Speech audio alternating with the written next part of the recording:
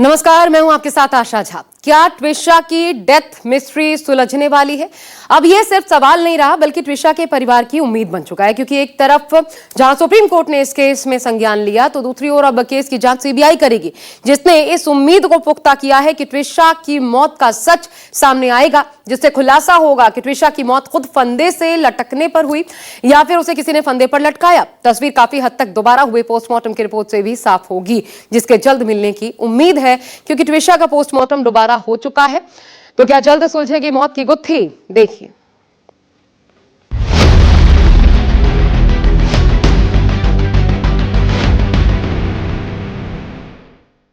हम 22 तारीख से ये निवेदन कर रहे थे कि इसको शीघ्र सौंप दिया जाए सीबीआई को, तो वो आज माननीय सुप्रीम कोर्ट ने भी कहा। इसके अलावा तो क्या हो सकता है भाई? आपको विक्टिम की फैमिली पर उनके वुंड्स पर नमक नहीं छेड़ना। जो आरोपी होता है वो तो बचने की कोशिश करता ही है। सीबीआई करेगी केस की जांच, ट्विशा को मिलेगा इंसाफ।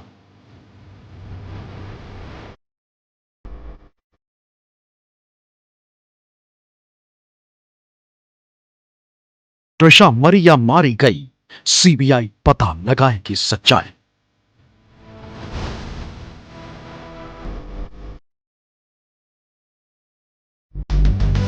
पूछताछ से बच रहा समर्थ, पुलिस के लिए सिरदर्द।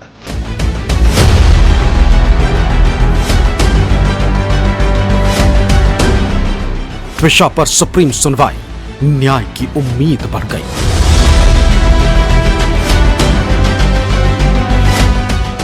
ट्विशा शर्मा की मौत कैसे हुई? मामला हत्या का है या फिर सच में ट्विशा ने आत्महत्या की? अब इसका खुलासा सीबीआई की जांच से होगा, क्योंकि ट्विशा की मौत के मामले की जांच का जिम्मा अब सीबीआई के पास चला गया है।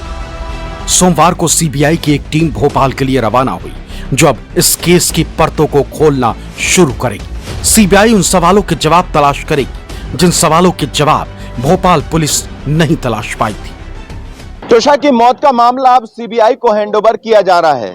सीबीआई इसकी तहकीकात करेगी ताकि पता चल सके कि ट्विशा की मौत की वजह क्या रही, क्योंकि ट्विशा का परिवार भी चाहता था कि यह केस सीबीआई को ट्रांसफर किया जाए। मुख्यमंत्री मोहन यादव से भी परिवार ने मुलाकात की थी, जिसके बाद राज्य सरकार ने सीबीआई जांच की सिफारिश की और अब सीबीआई की टीम भोपाल पहुंच चुकी है, जिसकी जांच के दायरे में हर वो शख्स होगा जो इस केस से जुड़ा है। ट्विशा की संदिग्ध मौत को लेकर पूरे देश की निगाहें इस केस पर टिकी। सोशल मीडिया तक पर ट्विशा को इंसाफ दिलाने की मुहिम छिड़ी। परिवार जिन दो बातों को लेकर ट्विशा का पोस्टमार्टम ना करने पर अड़ा था, अब वो भी पूरी हो चुकी है। पहली, ट्विशा का पोस्टमार्टम दोबारा हो, जो कि रविवार को हो गया। दूसरी, केस की जांच सीबीआई से हो, ये भी हो गया है। हम भी जब 22 तारीख को सीबीआई को हैंडओवर करने का ऑर्डर हुआ, तब से हम बोल रहे थे कि इसको इमीडिएटली सीबीआई को हैंडओवर किया जाए, क्योंकि जो कुछ भी घटनाक्रम हुआ है उसमें ट्विशा के परिवार को स्थानीय पुलिस और एसआईटी जो जांच कर रही थी, बहुत सारे कारणों से उन पर विश्वास नहीं रह गया था। तो हम भी ये बोल रहे थे कि वैसे तो ये सीबीआई इंक्वायरी का ऑर्डर ही शासन को बहुत पहले कर देना था, लेकिन 22 को हुआ, अच्छा हुआ, और हम 22 तारीख से ये निवेदन कर रहे थे कि इसको शीघ्र सौंप दिया जाए सीबीआई को, तो वो आज माननीय सुप्रीम कोर्ट ने भी कहा। सोमवार को इस केस में एक तरफ जहां सुप्रीम कोर्ट में सुनवाई हुई, क्योंकि शनिवार को सुप्रीम कोर्ट ने स्वतः संज्ञान लिया था। 3 जजों की बेंच ने सोमवार को सुनवाई की। इस दौरान सुप्रीम कोर्ट ने दोनों पक्षों को केस को लेकर बेवजह की बयानबाजी से बचने की सलाह दी। इसी के साथ कहा कि न्यायपालिका की निष्पक्षता पर सवाल उठने से दुखी है। पिछले 8-10 दिन से जो भी घटनाक्रम चल रहा था, वो निश्चित रूप से माननीय सर्वोच्च न्यायालय ने अपने संज्ञान में लिया। उन्होंने आज बोला भी कि हमने इसको देखा है, हमने देखा है कि क्या क्या खबरें सामने आ रही हैं, हमने देखा है कि किस तरह के एलिगेशंस लग रहे हैं और किस तरह से दोनों तरफ से चीजें बाहर आ रही थी और इन्वेस्टिगेशन को लेकर के भी आ रही थी। दूसरी तरफ सोमवार को जबलपुर कोर्ट में ट्विशा की सास और इस केस में आरोपी गिरिबाला सिंह की जमानत रद्द करने की याचिका पर सुनवाई हुई। हालांकि हाई कोर्ट ने कोई फैसला नहीं सुनाया, बल्कि गिरिबाला सिंह को नोटिस जारी किया है और अब इस केस में 27 मई को दोपहर 2:30 बजे सुनवाई होगी। गिरिबाला सिंह की अंतरिम जमानत रद्द करने को लेकर हाई कोर्ट में 2 याचिका लगी। एक याचिका ट्विशा के परिवार की तरफ से लगाई गई है, जबकि दूसरी राज्य सरकार की तरफ से है।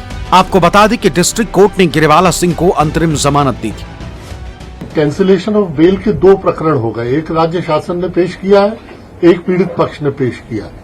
राज्य शासन के प्रकरण में नोटिस जो तामील होने थे वो हो गए, लेकिन पीड़ित पक्ष के जमानत खारिज करने के आवेदन पर नोटिस दूसरे पक्ष को तामील नहीं हुए। इसलिए न्यायालय ने आज कहा कि उसमें भी तामीली हो जाए और दोनों प्रकरण को 27 तारीख को 2:30 बजे फिर आगामी सुनवाई की जाए। ट्विशा के परिवार का आरोप रहा है कि गिरिवाला सिंह ने अपने प्रभाव का इस्तेमाल किया और इस केस को प्रभावित किया, जिस वजह से जांच सही नहीं हो सकी, क्योंकि शुरुआत के 2 दिन तक पुलिस ने एफआईआर तक दर्ज नहीं की थी। सुप्रीम कोर्ट ने भी माना कि इस केस में न्यायपालिका की निष्पक्षता पर सवाल उठ रहे हैं। दरअसल ट्विशा की मौत के अगले दिन गिरिवाला सिंह के मोबाइल फोन से कई प्रभावशाली लोगों को कॉल किए गए थे, जिनमें एम्स भोपाल और न्यायपालिका से जुड़े लोग थे। इसे लेकर सवाल उठे कि क्या ऐसा इसलिए किया गया कि केस को लेकर जांच प्रभावित की जा सके। हालांकि गिरिवाला सिंह ने इसे लेकर जवाब भी दिया था। मैंने आपको बताया है ना कि हमारे लोग भी तो कंडोलेंस तो देंगे ना, इतनी दुखद घटना सुनेंगे।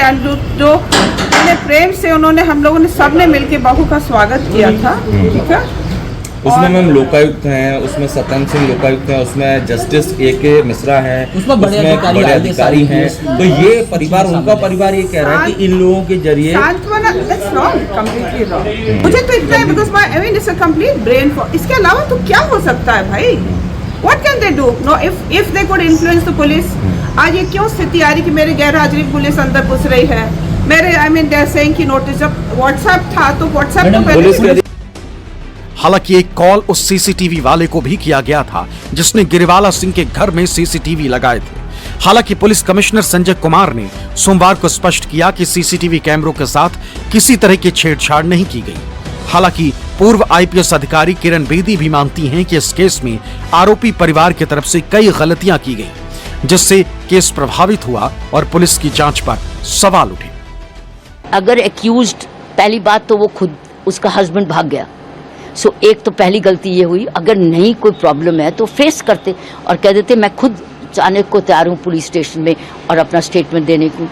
दूसरी गलती मेरी नज़र में मदर इन लॉ से भी हुई, जो बार बार डेफेमेटरी स्टेटमेंट्स दे रही है और जिसकी वजह से विक्टिम की फैमिली को बहुत ठेस पहुंच रही थी। सो आपको विक्टिम की फैमिली पर उनके वुंड्स पर नमक नहीं छेड़ना है। इन्हीं सब वजह से अब गिरिवाला सिंह और उनका बेटा संदेह की घेरे में आ गए। सबसे चौंकाने वाली बात यह है कि अगर समर्थ सिंह पाक साफ हैं, तो फिर वह ट्विशा की मौत के 10 दिन बाद तक भागता क्यों रहा? जब शिकंजा कसने लगा तब जाकर सरेंडर की तैयारी की। हालांकि अब समर्थ सिंह भोपाल पुलिस के 7 दिन की कस्टडी में और उससे लगातार पूछताछ हो रही है, लेकिन सूत्र बताते हैं कि समर्थ सिंह पुलिस के सवालों के जवाब ठीक से नहीं दे रहा। सर, गुमराह कर रहा है क्या पुलिस को? ये पूछताछ में पुलिस का सपोर्ट नहीं कर रहा है या नहीं कर रहा है? नहीं कर रहा है। नहीं, जो आरोपी होता है वो तो बचने की कोशिश करता ही है, तभी तो पूछताछ में टाइम लगता है। वो जो बताएगा उसको वेरीफाई किया जाएगा, इसलिए टाइम लगता है। ये कहाँ रुका कि उसकी भी पहचान की जाएगी, किन किन लोगों ने इसका सहयोग करा है इन 10 दिनों के अंदर? वो सब पूछताछ का हिस्सा है। सर, बैंक ट्रांजेक्शन्स भी चेक हो रहे हैं कि इसके आधार पर भी पता करेंगे कहाँ गया, कहाँ रुका? बिल्कुल, बैंक ट्रांजैक्शन भी और बहुत सारी जो इससे रिलेटेड जितनी भी डिटेल्स हैं। हाँ। भोपाल पुलिस समर्थ से जितना कुछ उगलवा पाएगी उतना करेगी, बाकी तो अब केस सीबीआई को देखना है। हालांकि समर्थ सिंह खुद एक वकील है, उसे कानूनी दांव पेच का पता है, लिहाजा वो कानून के साथ खेलना भी अच्छे से जानता है। हालांकि यहाँ सबसे अहम अब जांच एजेंसियों के लिए ये पता लगाना है कि घटना वाले दिन यानी 12 मई को ट्विशा और समर्थ सिंह के बीच क्या कुछ हुआ था।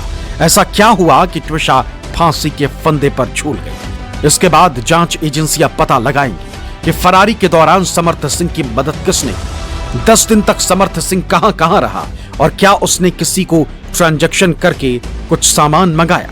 जाहिर है अब बहुत जल्द इस केस का खुलासा होने वाला है। दिल्ली से संजीव त्रिवेदी और विमल कौशिक के साथ विपिन श्रीवास्तव, भोपाल, न्यूज़ 24।